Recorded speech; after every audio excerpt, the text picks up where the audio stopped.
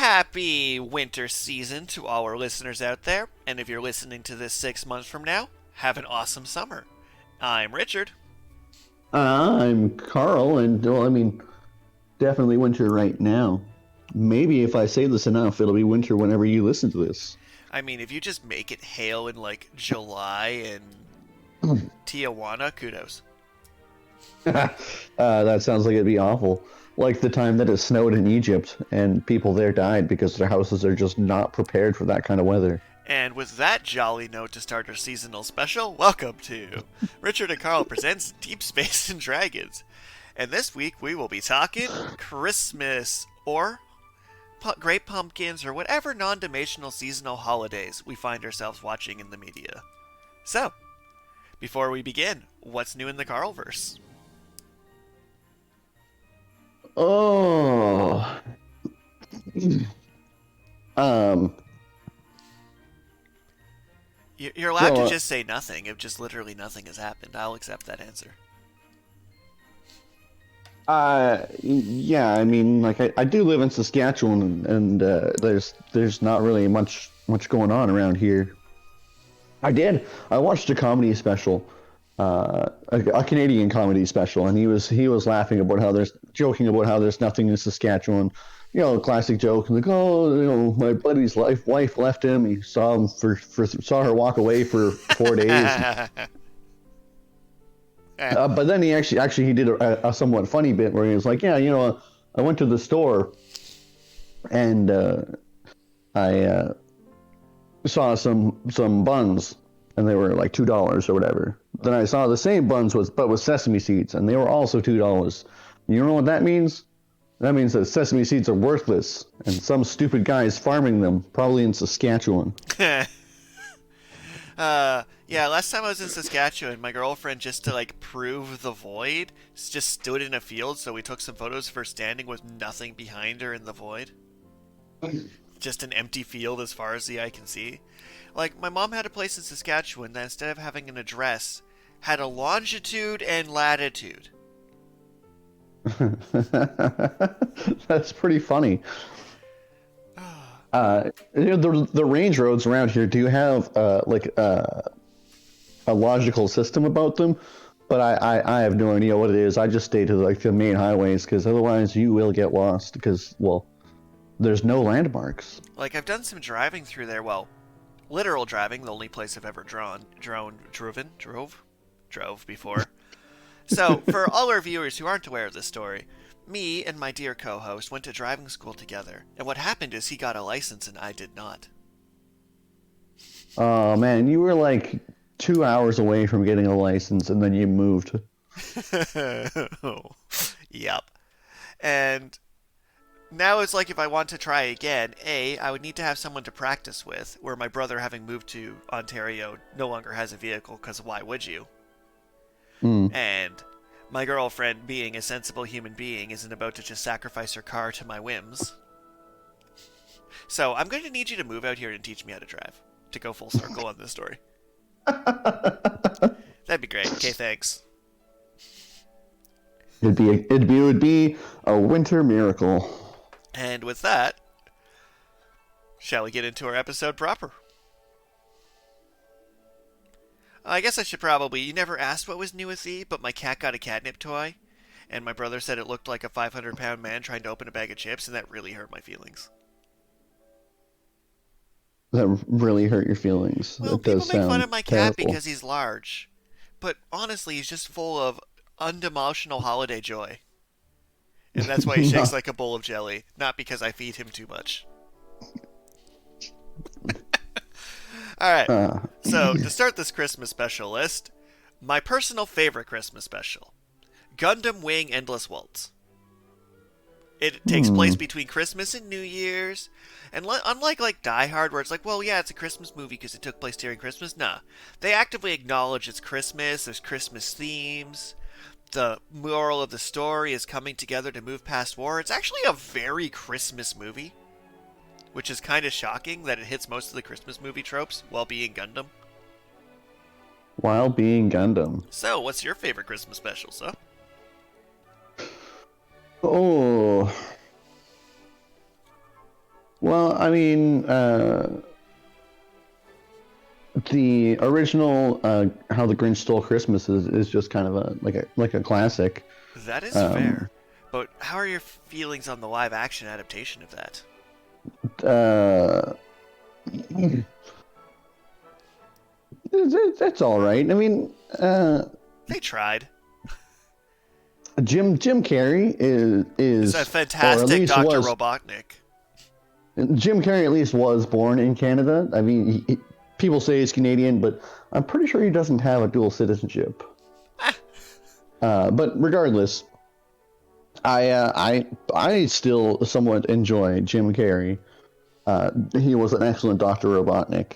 Like the new trailer for Sonic the Hedgehog 2 dropped recently, which will probably be when they watch the 6 Months in a Hailstorm. Be like, yeah, we know, we saw the movie. But I mean, How the Grinch Stole Christmas is definitely a classic that isn't terrible. But there are some terrible classics out there, like The Cricket on the Hearth. Oof, I'm not familiar. Please give me do one of those terrible movie summaries where you just use 2 sentences and just for example, 2 best friends travel far in New Zealand to destroy a piece of jewelry. Jiminy Cricket starts telling a Christmas story, and then it turns into a psychedelic acid trip. Perfect. Flawless description. 10 out of 10. It's a pretty bad special. I mean,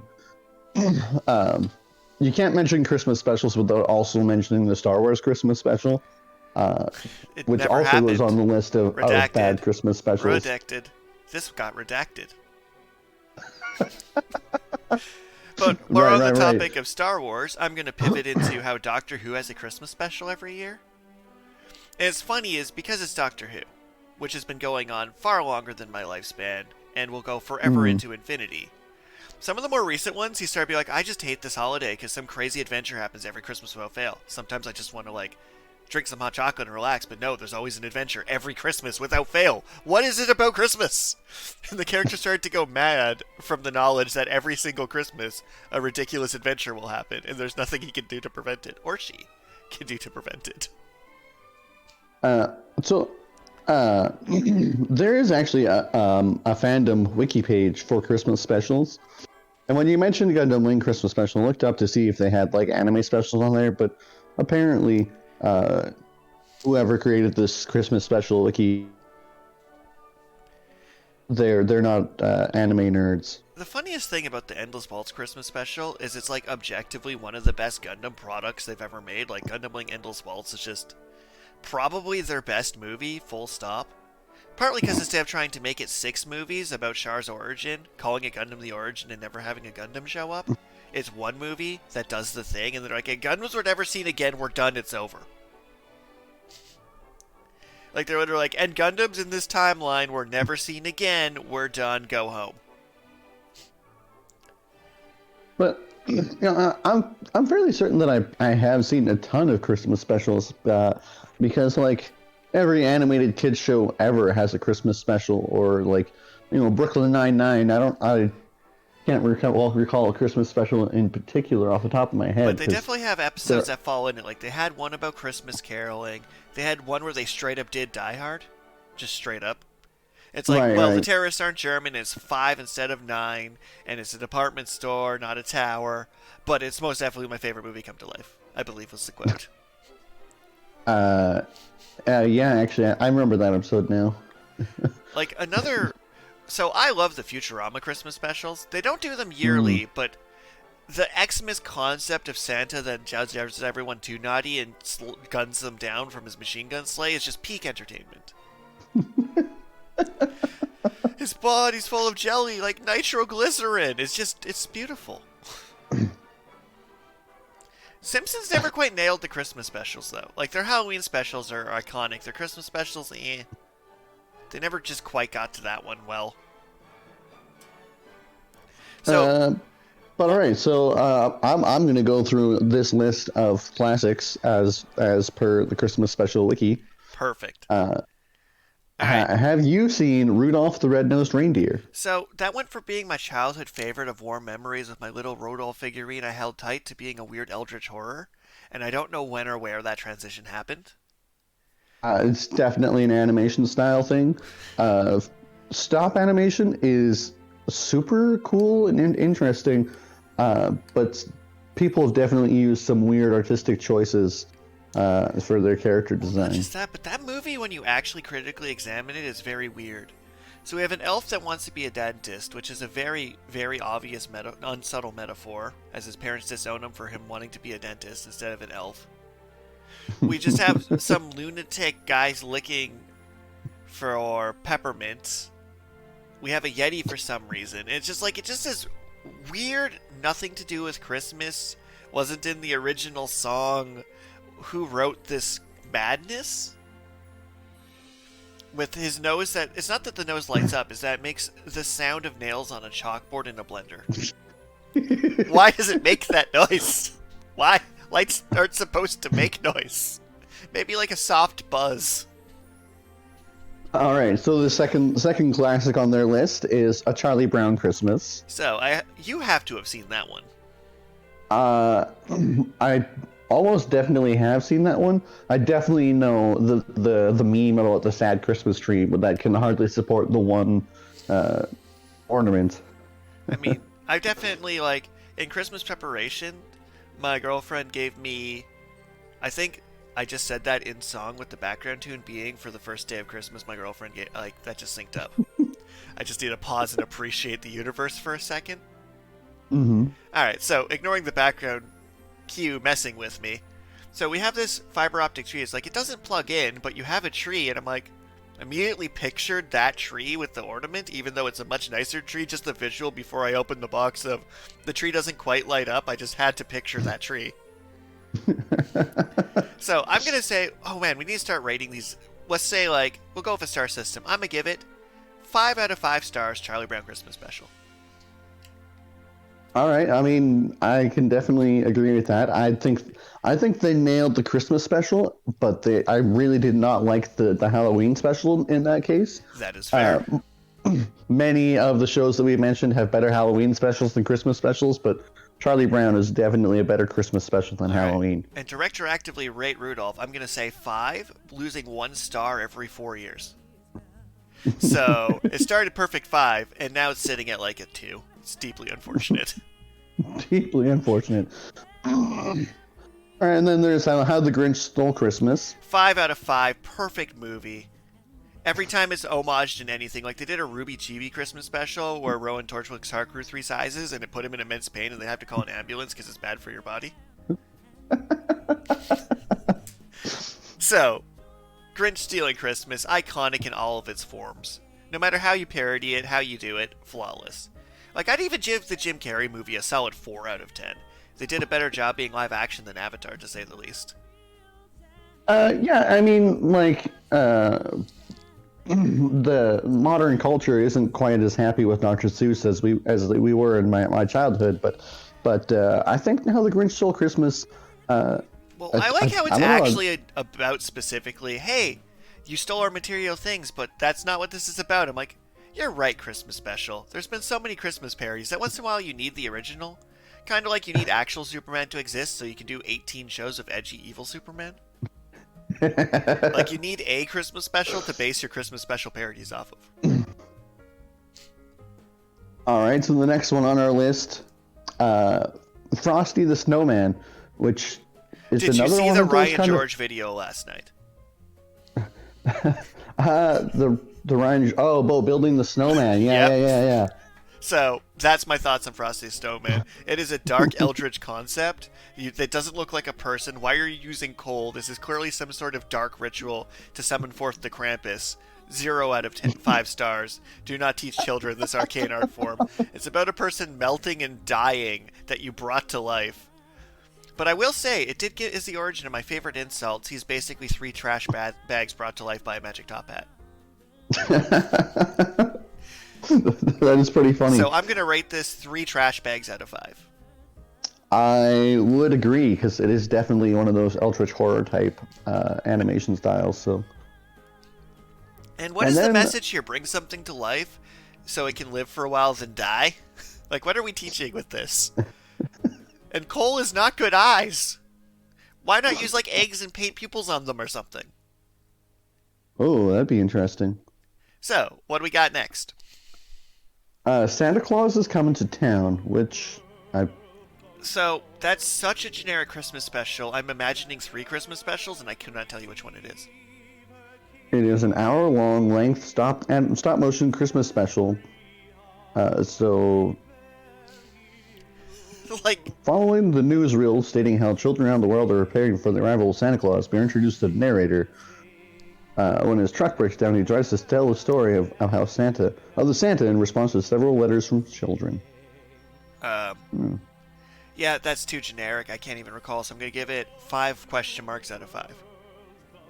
It kind of looks like stop animation Oliver Twist combined with 3 Rudolph the question marks Red-Nosed out of Reindeer. 5. 2 question marks out of 5? 2 question marks out of 5. What do we got next? Well, all of these classics seem to be the stop motion animation.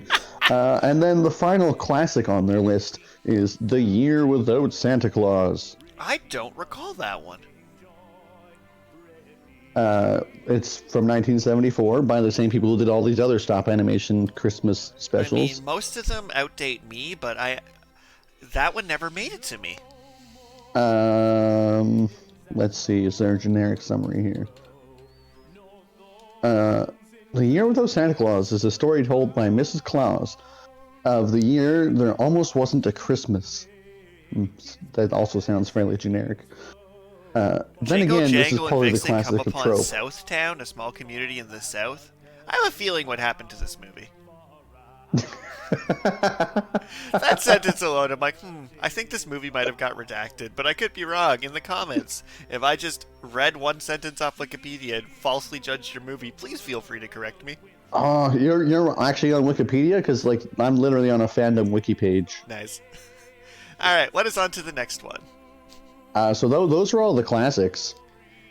Although how exactly these Disney ones are not classic, Miss Carol? Let's go to a great one that I want to give 5 out of 5 elves. The movie Elf. Okay. Okay, that's fair. The Elf is probably one of the best, most wholesome Will Ferrell movies ever made. And the basis of your best D&D character. Alright, so I'm going to take over asking you Christmas specials, and I'm just going to pick them at random of what I decide is a Christmas special. Die Hard. Okay. How would you rate Die Hard?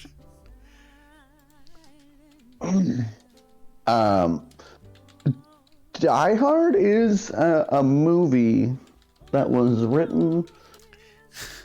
Have you not seen Die Hard? No. I've seen Die Hard, but it just happens to be set around Christmas. It's not exactly. I don't know, like. However, people they did may make disagree. an It's not animated really. version literally called Die Hard Christmas. That is a thing that exists. But people love Die Hard. But if you look at it more critically with a modern mindset, it doesn't really hold up to scrutiny. All right, how many yippee-ki-yays are you giving it out of 5? I'd probably only give it like 2. All right, here's my next non-traditional Christmas movie, Gremlins. Gremlins. Definitely a movie my parents would not let me watch as a kid, since they wouldn't even let me watch Teenage Mutant Ninja Turtles. Well, I'm just going to give that 5 sad childhoods out of 5. If you've never seen Gremlins, that's just sad. And I'm sad for you. But wait, so Gremlins, the main father character gives his son a gremlin and tells him not to feed it after midnight? That's the one? Yeah, the gremlin was a Christmas present. Yeah, It's okay. Christmas everywhere. All right, let's go to Saw .0, Home Alone. How would you rate that? Oof. Well, surprisingly, that wasn't on the list of classics for some reason. Fools. Yeah, I know. But that is another movie.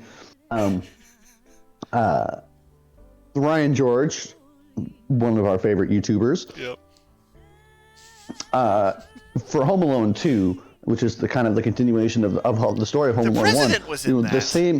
The same villains come back, and George does a bit about how they should actually be like immortal, like Christmas monsters, because of all the death traps that they survive. Because Kevin McAllister, not Grows up nice to be the Saw guy. We all uh, know this.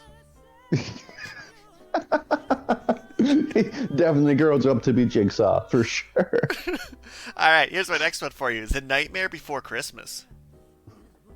You know how we keep Ooh. talking Christmas specials, Halloween specials. Here's the one that's objectively somehow the best of both of them. It always makes me think of James and the Giant Peach, which is not a Christmas special or a Halloween special, although that But one I will was give that one 4 out of 5 peaches. Yeah, people loved Night Before Christmas, and the soundtrack was pretty good. So, I would definitely give it a 4 out of 5. Yeah, I'll go ahead and give it 4 red and black candy canes out of 5. Yeah, all right. All right, next I got on this list, Rise of the Guardians. Rise of the Guardians? Have you not seen Rise of the Guardians? I have not. So it's literally about badass Russian Santa, Australian Easter Bunny, emo Jack Frost, and it's about Russian Santa beating a pinch, like his biceps are tattooed naughty and nice. Like, do yourself a favor and watch it this holiday season is all I'm saying. Yeah. Oh, okay. I'll see right. what I can do. All right, next one I got on my list is Batman Returns, which is the Tim Burton Christmas Batman movie with the Penguin. I never really thought of it as a Christmas movie. There's a lot. They but you literally are kiss right, under the mistletoe. It definitely is a Christmas movie. And surprisingly, really also enjoy... done by Tim Burton, who both loves Christmas and Gothic architecture. He loves Christmas, Gothic architecture, and Johnny Depp. These are facts. So I would give Batman... Actually, Batman Returns is like, I say it's a very underrated Batman movie. I give it like 4 bat signals out of 5. 3.5. If I give it 4, that'd be the same score as Batman Dark Knight Rises, and that feels almost unfair.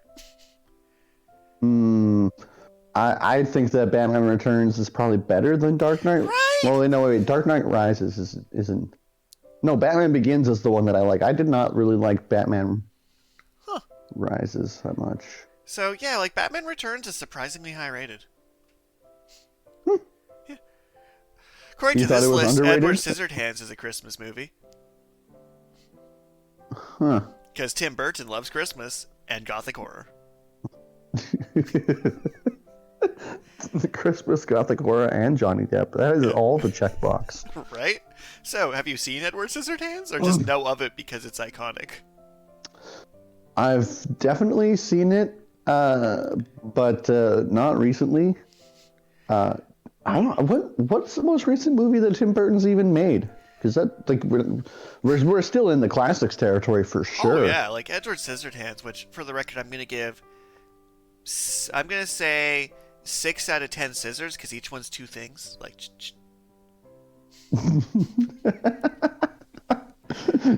You didn't like Edward Scissorhands? I thought it was a delightfully. I think part of it is I wasn't quite old movie. enough to appreciate it. I'd probably like it more going back to it. Are you secretly just making a list of classic Christmas movies to watch with your girlfriend? I am not, because A, we'll probably do Rise of the Guardians, and B, she'd have a better Christmas list than me. Ooh, that's a good point. How is Mean Girls considered a Christmas movie? I'm on this list of Christmas movies and Mean Girls showed up. I'm like, no, you're not a Christmas movie. There's one Christmas scene in it. I mean, Mean Girls, 5 fetch out of 5, but does not belong on this list.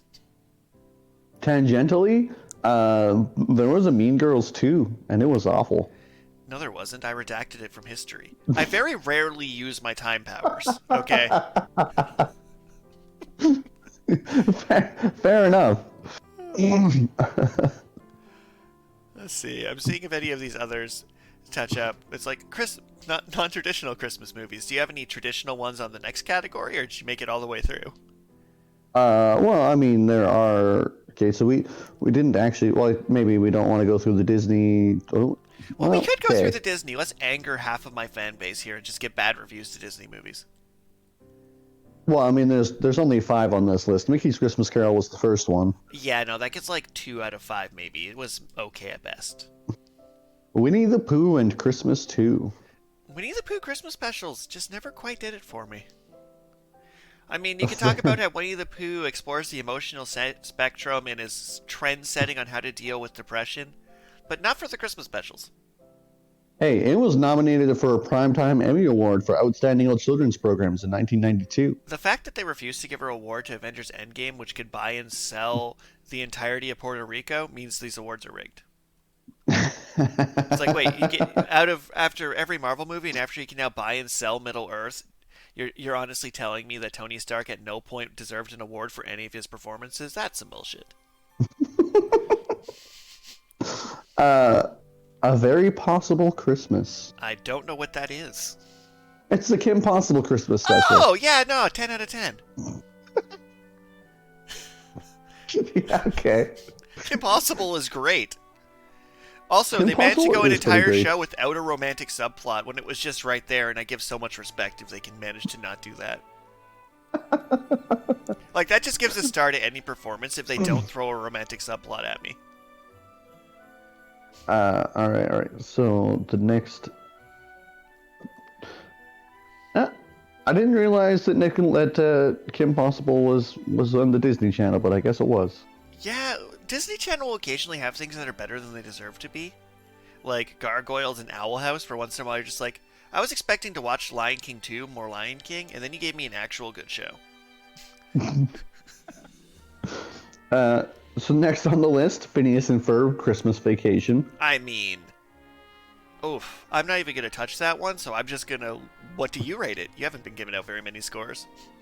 That is definitely true. Phineas and Ferb is a show that I have never really seen, actually, so...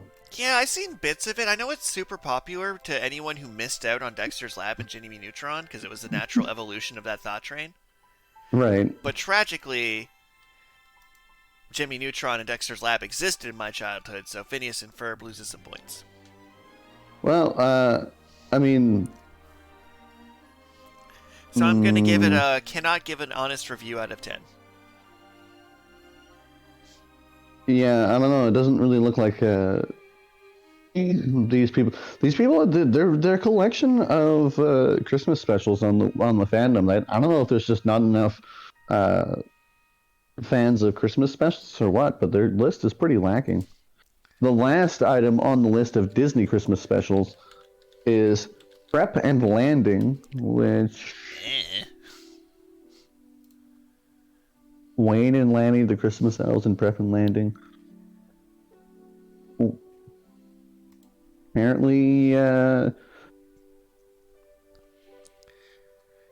I got nothing on that one. it's just a completely unique, like Oh, here's a random Christmas special that avoided all these lists. Polar Express. what? Okay, maybe that's on this list because they do just have a list of Christmas. Let's see, that's Paramount or 20th Century Fox? Ugh. Home Alone's in their movies list. Because the Polar Express was definitely a Christmas special. And it managed to say absolutely nothing. Oh, there, Warner Bros. Warner Bros. Did the Polar Express, and they did Elf. So here's another question for you while we're doing Christmas specials. What was the best version you've seen of A Christmas Carol? The best version I've seen of A Christmas Carol. Because Three Ghosts Haunt You has worked its way into every form of media ever made. Because the real season's message here is we should eat the 1%. Because I don't think it's Jim Carrey this time. No offense, Jim Carrey. But A Christmas Carol's been done... Like, the Flintstones one was pretty peak. The best version of A Christmas Carol that I've ever... Right. I know Team 4-Star definitely did a Three Ghosts Bothering Vegeta. And they were Nappa. Yeah, I remember that. That was Team 4-Star had some pretty excellent content, that's for sure. Like, I'm probably going to watch The Christmas Tree of Might, which I rate Super Saiyan God Super Saiyan out of 10. Like, that's on my Christmas list, is them dubbing over the Tree of Might movie and making the substantially better Christmas Tree of Might movie. That's definitely a pretty good Christmas special. But, like, compared to the original Tree of Might movie, it's not even fair. Theirs is just the better movie all in all. They just made it better.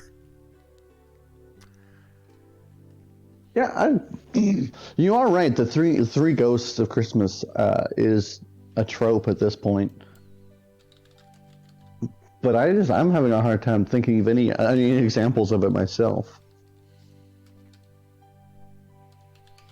Let's see if I can find a list, because we live in the internet. Ooh, that is a good point. I do just have a pocket computer. Phone. So whenever your teacher's growing up, like, you won't always have a calculator in your pocket. Idiots. Well, we do always have calculators in our pocket that can just also cheat for us, too.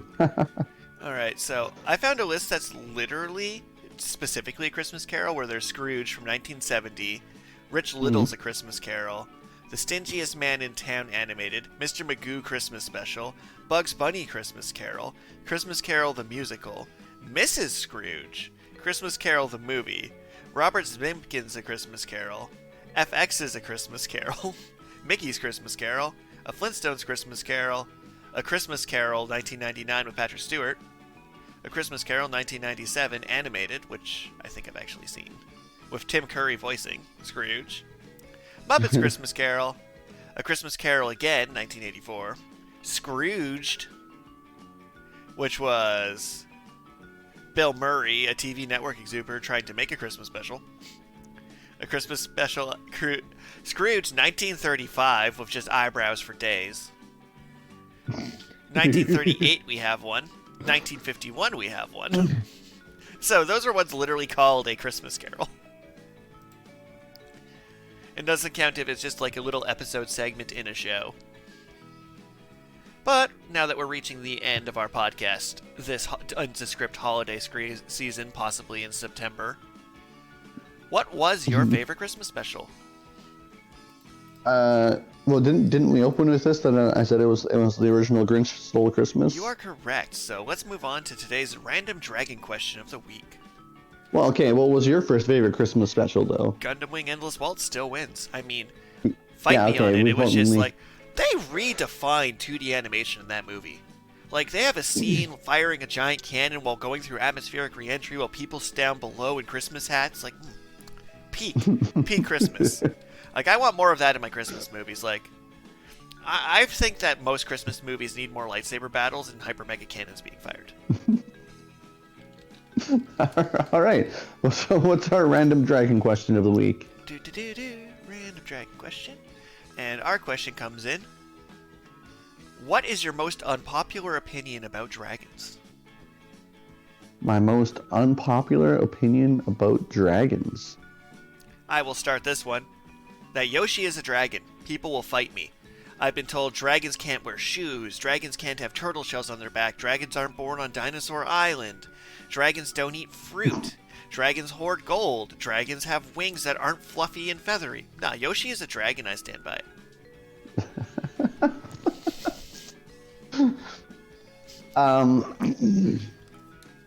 I might be wrong on this, but I believe in the past episode we mentioned the Dragonheart, I think it was, with Sean Connery, plays the CGI dragon. Sean Connery. And for some reason I have the feeling that movie was poorly reviewed, but I loved it. You are not alone on that one, but it is probably... Let's pull up our friends at Rotten Tomatoes here. The Killers of Cowboy Bebop live action. It is dead now. It'll never get a second season. I blame Rotten Tomatoes. Fair enough. Let's see what they think of our friend Dragonheart. Dragonheart. Rating 50%. Ooh. So, yes, statistically speaking, you are right. It is an unpopular opinion. And with that, we move into our random question of the week, and make sure to send in your random questions and random dragon questions for your chance to win a Waltz of Blades Digital Deluxe Edition. It's digital and deluxe. You can read it in the bath, on the train, on a plane, if you, on a tablet, on a smartphone, on an illegally modified Nintendo Wii console using chipping technology by using an save state exploit in Twilight Princess HD. Whatever your means of device for reading this ebook. All right, a random question, and this one's going to hurt you on a personal level. What is something you can never seem to finish? Ooh, what is something I can never... Well, okay, well, I mean, let's turn to you, because see what you think you can never finish. So I have two answers. First, a fully playable board game I actually print out and test. Mm-hmm. Second, a conventional meal at a restaurant these days. So they'll give you fries, a giant burger, and they'll fill up the plate so much that I always have like either a little takeout or I give up. I just can't eat an adult portion size at a restaurant in one sitting. Just can't do it. Like, I'll be like, steak, potatoes, and lobster, that sounds great, and then I'll have one of those 3 items left over. Yeah, I just can't eat a full-size restaurant meal in one sitting. Hmm. Well, I mean, there are a select few video games that I have gotten through to 100%, but completionist runs of video games where I'm just like, yeah, I just want to try and find everything, and then I can never seem to actually get all the way through, because I get 75% complete, and then it was like Super Mario Odyssey. Oh, I love that game. 999 power moons. It's like fantastic. But I don't think I'll ever actually finish it. Yeah, I have a similar way where sometimes I'll get super into a game and complete it, but the vast majority of my collection is, like, I even did a stream of Mega Man X the other week. Follow us on Twitch. Make sure to click that follow button. Costs you nothing. Makes me nickels. And I made it to the final boss, and I lost once. I'm like, well, I've already beaten this boss before, so I'm just going to call it. But when I was a kid, every single Mega Man game, I'd make it to the last boss, lose on the last boss because it's a massive difficulty spike, and be like, well, is the ending really going to be worth it in this game? I've beaten it, and then just give up and play it years later. So, beating final bosses in Mega Man games is a weakness of mine, because there's just such a huge difficulty spike. And they're so cruelly designed that once you use your healing items, they're just gone, and you don't get no more healing items. It's deeply tragic. Dark Souls is a game that I can hardly even seem to start the game, because it's like, all right, I'm going to be super awesome and dodgy, and then I die, and I'm like, oh. And I think a big part of my interest in games, if it's a co-op game with you, we will almost certainly beat it, because we have that motivation of, hey, friendship. If it's an MMO, I'll never catch up in level, and I'll give up and throw it in the void. But like things like Metroid Dread, for example, I made it pretty far into, but I haven't completed yet, because I just kind of got distracted, and then would have to remember where I was at and what I was doing. And I already saw all the cutscenes on the internet before the game came out. Oh, man. That final cutscene is just so, like... awesome. Like, I know what you're talking about, because I spoiled myself. But I think that's where we're going to wrap up tonight's episode. Thank you, everybody, for tuning in. And I legitimately hope, as a direct ramification of watching this episode, someone in some tropical country in August gets to this episode. It's like, you know what? I do deserve a rum and eggnog and some gingerbread cookies and to watch Gundam Wing and those malts. Yeah, that sounds like an excellent Christmas in August. Everyone stay warm, loved, and festive. Have a good time. Bye.